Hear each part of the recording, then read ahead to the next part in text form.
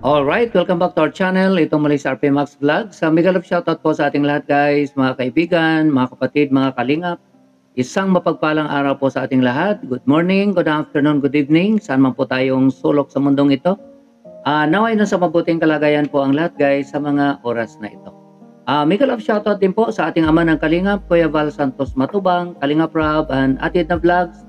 Sa inyong lahat po guys ay mega love shoutout. Okay? Gusto ko lang pong gawa ng reaction guys. Ito nga pong na-vlog ni Kalingap Rob nung isang araw. Bali scout po ito ni Kuya Ruben at ni-refer po kay Kalingap Rob. Dito guys, noong napanood ko po, talagang nakakadurog po talaga ng puso ang kwento ng buhay ni Andrea. Okay? So nakakaawa po siya. At mabuti na nga po ito, bina-vlog na po at alam na po natin, matutulungan na po siya ni Kalingap Rob o ng Team Kalingap. Okay? So bago po natin gawa ng reaction guys, ito panoorin muna natin sa. Wala tang tawa. Kasi ang sabi daw, nakatira daw dito ay isang bata na nag-aaral, hirap sa buhay.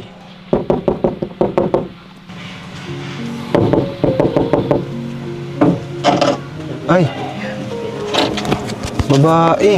Pwede palagay ng mic ni. Mukhang hindi yata na-inform si Kalingap Rob guys na itong pupuntahan nila ngayon ay batang babae. Kaya nagulat po siya na babae pala. Baka ang nasabi lang po sa kanya, may isang bata na nakatira po dyan sa lumang simbahan. Okay? So, tuloy pa natin guys. Pwede pumasok? Sige. Ay, grabe. Ano to?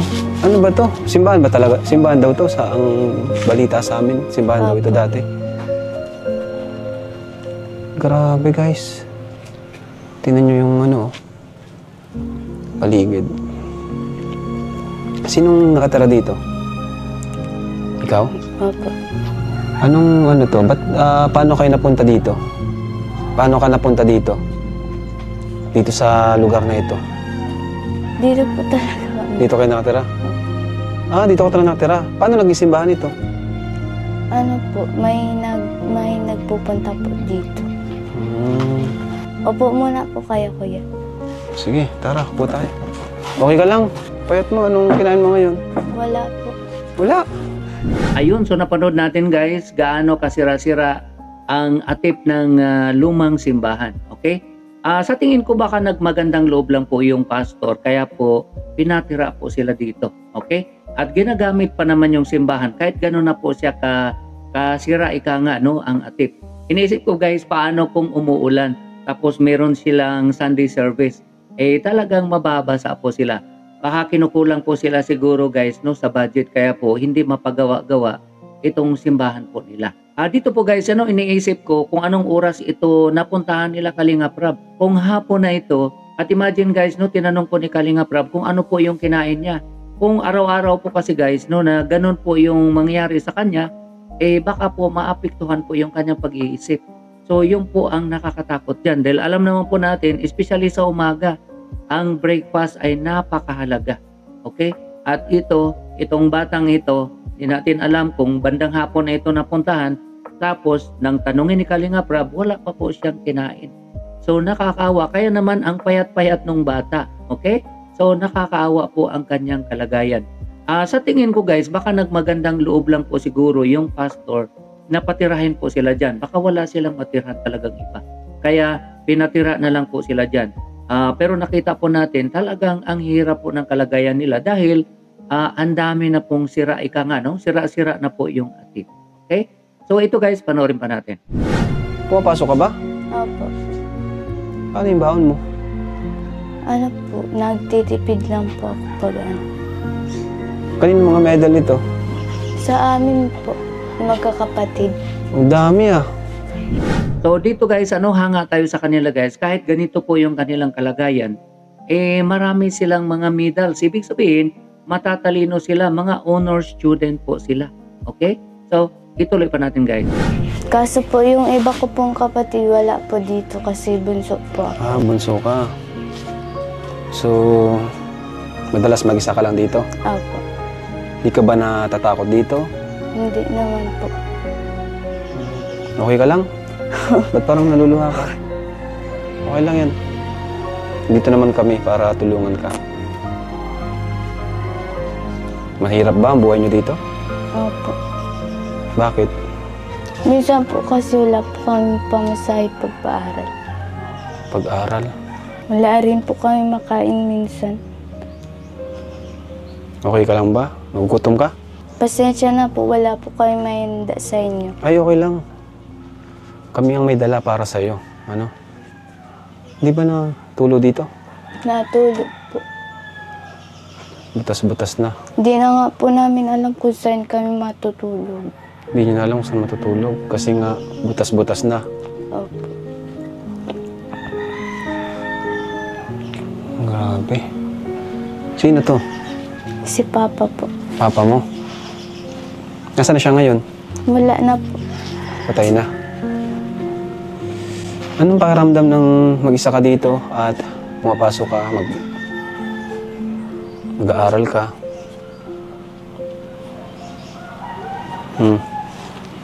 Mahirap ba? Opo.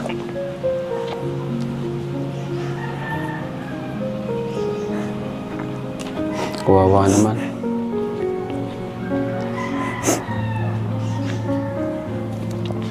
Anong pangalan mo? Andrea po. Andrea. Grabe, ano? Kilala mo kami? Opo. Kuya Rab. Kilala mo naman pala. Huwag ka na maya sa akin, ha? Marami kami natulungan ng mga kaedad mo. Ano pangalan mo? Ay, ilang taon ka na? 15 po. 15. 15 pa lang. Grabe na yung paghihirap na pinagdadaanan mo, no? Ano pangarap mo sa buhay? Makapagtapos po ng pag-aaral. Maging agricultural engineer. Ba, ang galing. Bira ang ganyan pangarap, no? Agricultural. Ibig sabihin, dati itong simbahan. Opo. Wala po kami matirahan kaya dito na lang po kami tumutuloy. Ayun, so napanood natin guys, kawawa po no, ang situation ni Andrea. Sabi nga po niya, hindi na nila alam kung saan sila hihiga dahil nga po, marami po talagang tulo dyan po sa, nakikita naman po natin guys, no, ang dami na pong sira no, sa atip po ng simbahan nila. Kaya napakahirap po. At dito nabanggit nga po niya, minsan wala silang pamasahe o wala siyang pamasahe sa kanyang pag-aaral. So yun ang problema. Baka nilalakad na lang po, no? Makarating lang ng simbahan. Ganon pa man, hindi hadlang sa kanila guys. Meron siyang pangarap.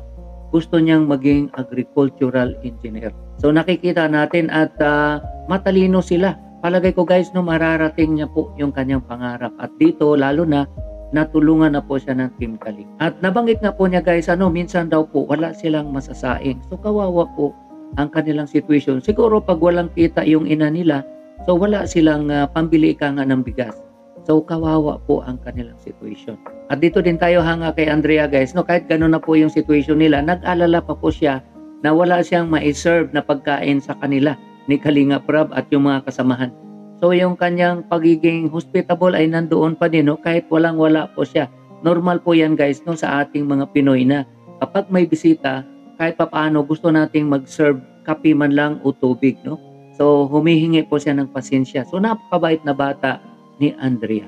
At sabi ko nga po guys, hindi hadlang sa kanya ang kahirapan, no? Nangarap pa din po siya na maging agricultural engineer. Actually, sa state universities naman o colleges, no, pwede kang mag-aral kahit na anong gusto mong kurso, basta available doon sa state universities na malapit sa bahay nyo. Pero ang challenge nga lang po doon guys, no, kahit na sabihin natin kaya ng utak mo, dahil alam po natin guys, no, sa state university, hindi po basta-basta makapasok. Pero sa grado po nila, sa mga medalya po nila, sa tingin ko kaya po nilang makapasok. Ang problema na lang po, yung pamasahe o yung siguro yung boarding house, no, kung malayo po sa kanila ang state university o state college, no. Pero dito dahil nga natulungan na po siya ng Team Kalingap o ni Kalinga Prab, sa tingin ko hindi na siguro yan problema. Siguro guys, no, pagsikapan na lang po niya na makapasok sa state university o state college. At kaya naman niya siguro. Okay? Nang sa ganon, ika nga, pagkain o yung boarding house na lang po ang problema. Minsan nga, may allowance pa yan sila. Okay? So, ito guys, tuloy pa natin. Ayan o, prayer room. Malagay. Prayer room. Ha? Tutulog? Tulog. Saan kayo natutulog? Dito lang. Ito? Ano ka ba? Christian ka? Opo. Born again Christian ka? Hmm. Sinong pastor dito? Na ano po yung pong taga Mercedes. Tapos dito na rin ano. Anong trabaho ng mama mo? Wala po. Pag may napalinis lang po. Napalinis. Siguro matagal na tong simbahan na to, no? Opo. Kasi tingnan mo, butas-butas na. Ibig sabihin, kung saan-saan lang kayo dito natutulog. Buti, hindi ka natatakot dito. Hindi na. Hindi naman. Ito mga kasama mo, mga pusa. Mga kalingap, si Andrea po. Anong nararamdaman mo ngayon? Puntahan ka ng Team Kalingap. Masaya po. Hmm? Masaya ka? Bakit? May ano po, may tao pong tutulong sa amin. Matagal mo na rin bang pinapipray na papuntahan ka namin, Team Kalingap? Opo. Matagal na po kami nanonood sa inyo. Nanonood ka? Galing naman. Kanina, ba't naluluha ka kanina? Naalala ko lang po si Papa. Si Papa mo. Ba't kailan lang siya namatay? Ngayon, 2023 po. Oh, last year lang. Ano yung kinamatay niya? May sakit. May sakit. Siya ba dati yung bumubuhay sa inyo? Kung hindi lang po siya namatay, hindi po kami maghihirap dito. Kuya, bigas. Ha? Nasaan yung grocery? Oh, kasama yan. Ito, may dala kaming bigas sa inyo. Ito, groceries. Ayan. Yan. Alam ko, nagugutom ka na. Okay? Salamat. Huwag ka na malungkot. Ito.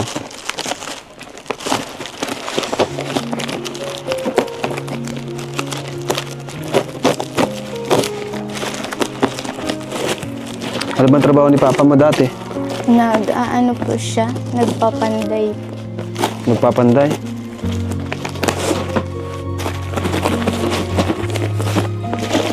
Yun.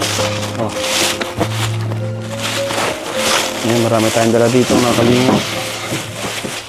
Tinapay. Itlog.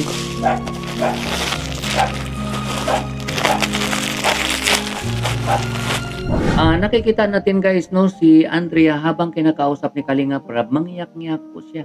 Okay, at kung bakit nga po siya naiyak dahil naalala po niya yung kanyang tatay. Sabi nga po niya, kung buhay lang sana yung tatay nila, hindi po niya maranasan kung ano po yung naranasan nila ngayon. Okay, so totoo po yan dahil kahit pa paano po ang panday ngayon guys, malaki na po ang sinasahod, no? Ang araw po ng panday ngayon, nag-average po yata sila ng 600 to 700. Mayroon pa yatang 800. So, malaking bagay na din po yun. Ika nga, kayang buhayin na po ang pamilya. Pero yun nga po, dahil nga po nagkasakit ito at pumanaw na nga po last year, kaya naman, sila na lang po ang naiwan. At yung nanay na lang po nila ang naghahanap buhay.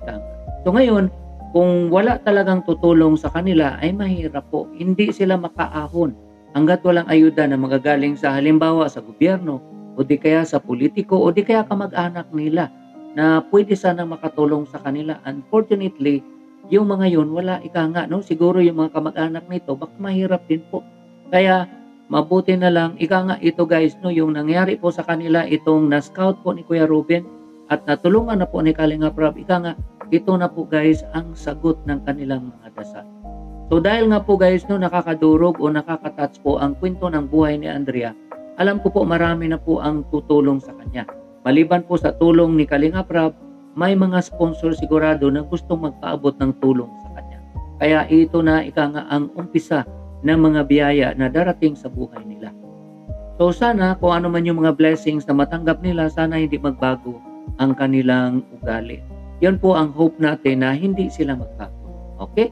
So yun na po guys ang aking reaction. Maraming salamat po sa inyong walang sawang suporta, sa inyong pag-likes, pag-shares, at lalo-lalo na po sa hindi pag-skip ng ads. Mga silent viewers, maraming salamat po sa inyo lahat guys. Ingat po tayo kung nasaan man tayo. God bless everyone. I love you all. Bye-bye.